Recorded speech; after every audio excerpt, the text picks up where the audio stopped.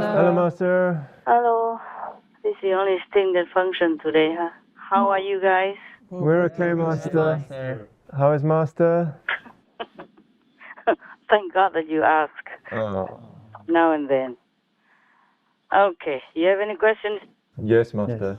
Recently, the Pope has said that extramarital sins are not that serious because of a Paris archbishop who resigned earlier this month over a relationship with a woman.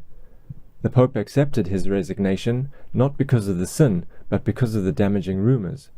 But the article continues to say that the sin failed the commandment, thou shalt not commit adultery, because of small caresses of massage given. Touching a woman? Yeah. He did, or somebody did to him? He did. He gave massage to a woman. Ah. So the Pope says it's a sin, but not a total one. Mm-hmm.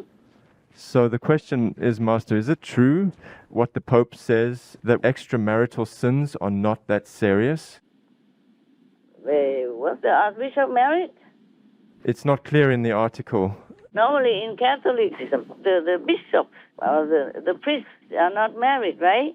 Yeah, normally. Some priests do marry, but I don't think they're archbishops. Some small evangelists, they do marry before or after they became a priest. Some of the priests are married. Yes. But why are you surprised anymore? Why do you ask me things about this guy? Yeah. Huh? Whatever he does, is it anything Christian at all up to now? No, Master. Yeah. It seems not. He's a devil incarnate. He doesn't care about the suffering of anybody anyway. Not to talk about, extramarital relationships. Like those Peter priests.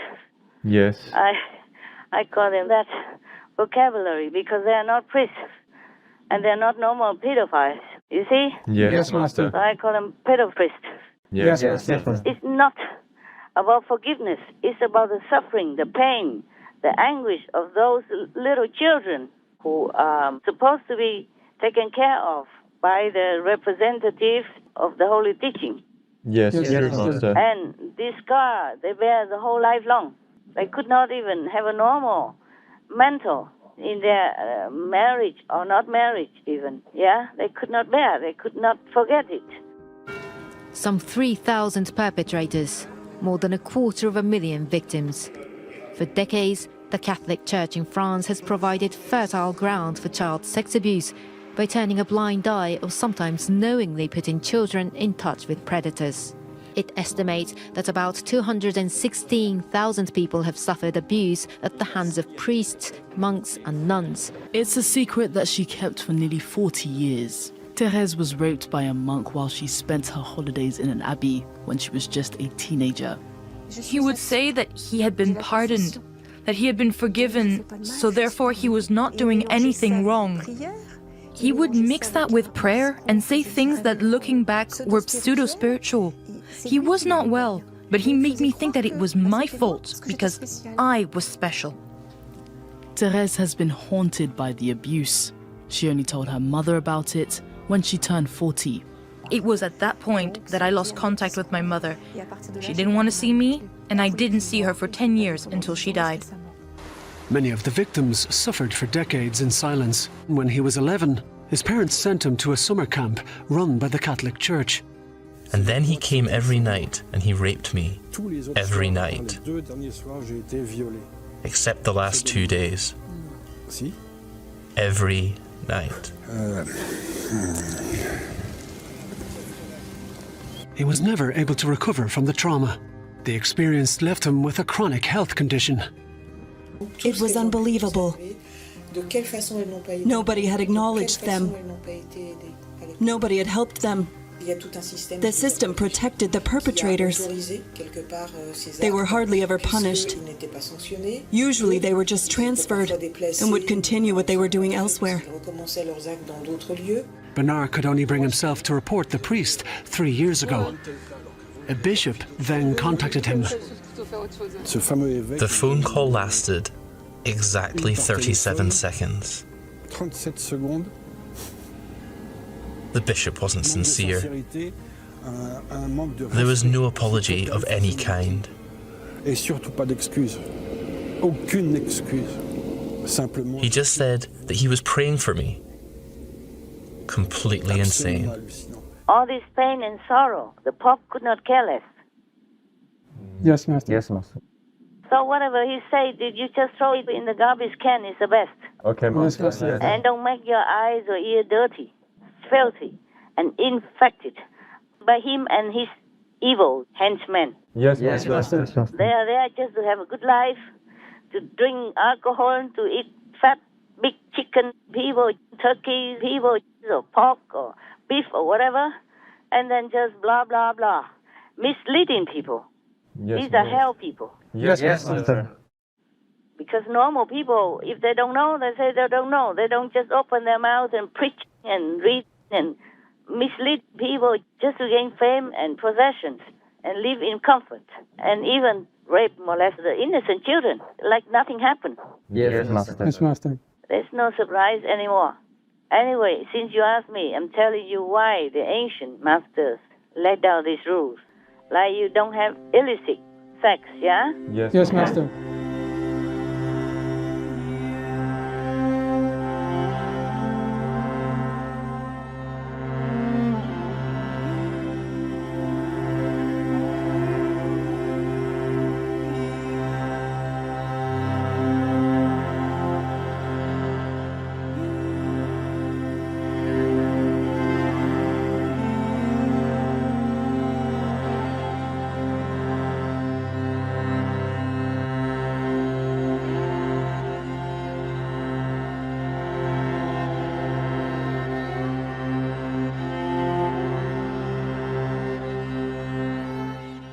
Or you can tell nowadays, you see how many people get AIDS and all those sexual diseases. Yes, Master. So this is not just about moral obligation toward each other in a committed relationship. It is about many other things, because you will get sick and you might die from it. And also maybe infect your wife and your children, by the way. Yes, Yes, Master. Master. And then keep making heartbreaks and family breaks and affect the children in some ways. Yes, Master. Yeah, and the children grow up may not believe in any true relationship, may not be fully committed because of the examples they have seen in their family. Yes, Master. Yes, Master. So whatever the precepts laid down by ancient masters, there are wise words for different reasons. Yes. And it's better that we heed it. Yes, Yes, Master. Also, like nowadays, everything is so messed up. Not like before, not like ancient times. But at least nowadays, if you have AIDS, maybe you have hope for a cure. But in ancient times, we don't have such advanced medical equipment and means like nowadays. Yes, Master. And also, should not have sex before marriage. It's because of many other things as well. Like the children need both parents to thrive in health, mental tranquility, and happiness. Yes, Yes, Master. So a breaking family is never good for both partners as well as for the children, and affects also the society in some ways because it's a bad example. Yes, Master. And in case of a non-marriage birth, this will bear a stigma on the child. When he grows up and understands, people might call him names, might abuse her in words or in different physical ways. Yes, Master. Because a marriage is more a commitment. Yes. People who truly fall in love, they want to be together forever, or at least at the marriage time. Yes, Master. Their commitment, their mental preparedness for thick and thin together, for rich and poor, for sickness and health. Therefore, a relationship like that is more stable, is more conducive to, let's say, spiritual practice. If the two are faithful to each other and support each other in spiritual practice, then they grow together better in a spiritual way. More than those families with different views and unsupportive mentally, physically, emotionally. Yes, Master. Not to talk about the instability of being just a lone parent. and then bear the stigma. In the old days, there's more heavy stigma on a woman when she is pregnant without a husband. And then the child who was born out of that situation would bear also the same mental crucifixion. Understand. Yes, Master. So similarly, if it's a non-marital relationship, then the child is born also without an official father, and also will be sometimes humiliated by their classmates or by social treatment. Yes. All right, Master. So it has many effects, and the wife suffers, and the mistress also suffers because the husband doesn't have enough time for both. Yes. Also for both families, children. It is a dilemma. Thus, the ancient masters taught us many things, especially the 5 precepts, the 5 or 10 precepts in Buddhism, and the 10 commandments in Christianity, for example. Yes, Master. This is for many beneficial reasons. Yes. So we are better off if we adhere to it. Yes, Master.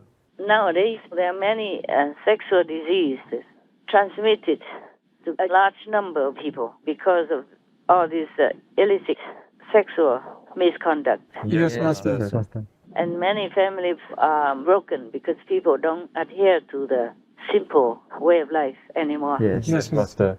Nowadays, it's so easy to go out and meet people and all that. Thus, all these things will happen. It causes a lot of heartbreak. Many people commit suicide because of that. Not just to talk about breaking families and painful for the children, or instability of the family and relationships, or emotional aspect, or jobs, all kinds of things. Yes, Master. So we better just adhere to the precepts.